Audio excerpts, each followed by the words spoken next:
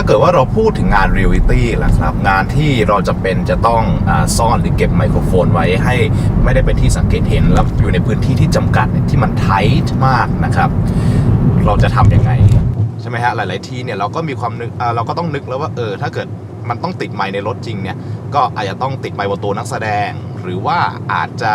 ใช้วิธีเอาไมค์หน้ากล้องนี่แหละอัดเสียงเข้าไปเลยแล้วก็เอามาปรับเอาในกระบวนการ post production อะไรอย่างนั้นนะครับแต่ว่า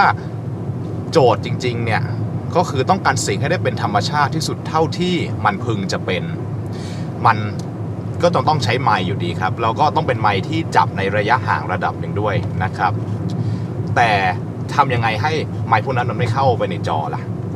อย่างในกรณีอย่างนี้นะครับผมพยายามจงใจถ่ายให้เห็นไมค์นะฮะอยู่ตรงนี้ครับไมค์ประเภทนี้นะครับเขาเรียกว่า TTA Mini ไมค์เป็นไมค์ที่ผมสั่งทำมาโดยเฉพาะขอกลับรถสักแป๊บหนึ่งนะฮะนี่คือการวนให้ดูครับว่าโอเคการถ่ายเรียลลิตี้เนี่ยมันจะได้ซาวประมาณนี้แหละวิธีที่เราจะเก็บเสียงเนี่ยให้ได้ดีที่สุดนะครับก็จะต้องผ่านระบบอย่างนี้นะฮะหรือบางทีเนี่ยไมโครโฟนเนี่ยซ่อนได้หลายจุดเนื่องจากว่าไซส์มันเล็กมากตามรูปที่ผมอินเสิร์ตนั่นแหละฮะมันสามารถซ่อนได้หลายจุดอาจจะซ่อนอยู่ใน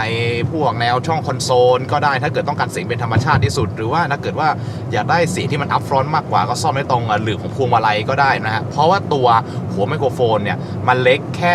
1.5 มิลลิเมตรเท่านั้นเอานะครับตัวไมโครโฟนขนาดเล็กของเราหรือมินิไมค์เนี่ย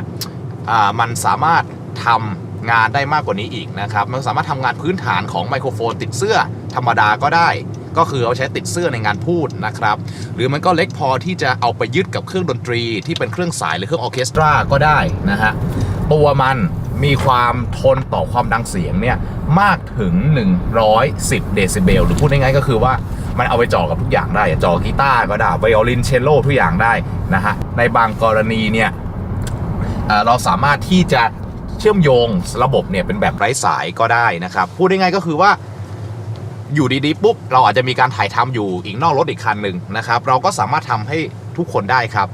และที่เจ๋งกว่านั้นก็คือว่าระบบไร้สายไมโครโฟนไร้สายที่เรามีเนี่ย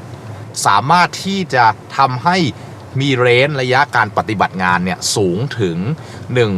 130 เมตรได้เป็นอย่างดีและสบายๆเลยครับสมมุติว่ารถเนี่ยห่างกันไปในระยะไกลปื๊ดนู้นแล้วระยะรถที่ใช้สำหรับถ่ายทำเนี่ยอยู่ห่างกันประมาณ4-5 ช่วงคันรถเนี่ยแล้วก็ถ่ายแบบเป็น distance ระยะไกลแทนที่เราต้องไป insert เอาในสตูดิโอใช่ไหมฮะก็ไม่ต้อง insert ไม่ต้องดับแล้วครับก็อัดมันตรงนั้นเลยฮะสวยงามครับ